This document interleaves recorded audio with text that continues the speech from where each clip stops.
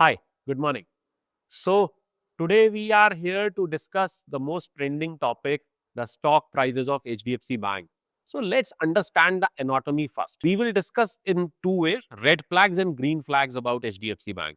So, number one red flag is the chairman's resignation with some ethical issues. Number two, additional tier 1 bonds mis-selling by HDFC Bank staff, and then they fired three of their high ranking staff related to that. Number three, the shrinked NIMs.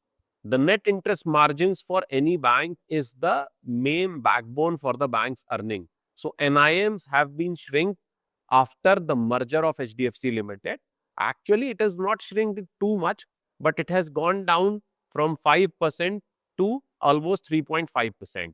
Okay. Now, if we see the share price, it was, trading at 1003 rupees on 2nd January 2026 this year. And after all this thing, the share price is trolling at 750 rupees and it is much below than its 200 days EMA. Okay. Then price to book value. If we see the price to book value of HDFC Bank, it is 2.2x, which was not even after Lehman Brothers crisis in 2008, 2009, it was 2.5x. So now we should discuss the green flags.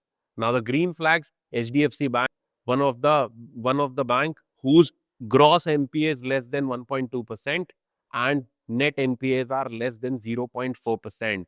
HDFC Bank is the bank whose 10 years profit is 21% CAGR and 5-year sales growth is 22% CAGR. The price to earning ratio of the share is much economical to its peer. It is trolling at 16.09. It is having a 40 lakh crores of fortress balance sheet.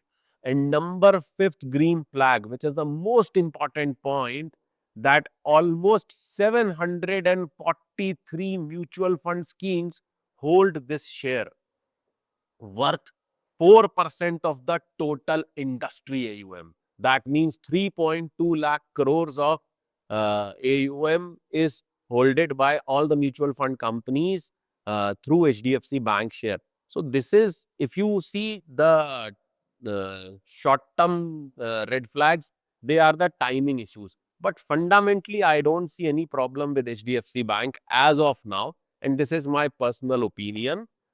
This is Naveen Tekwani signing off from FilmForm. Thank you so much.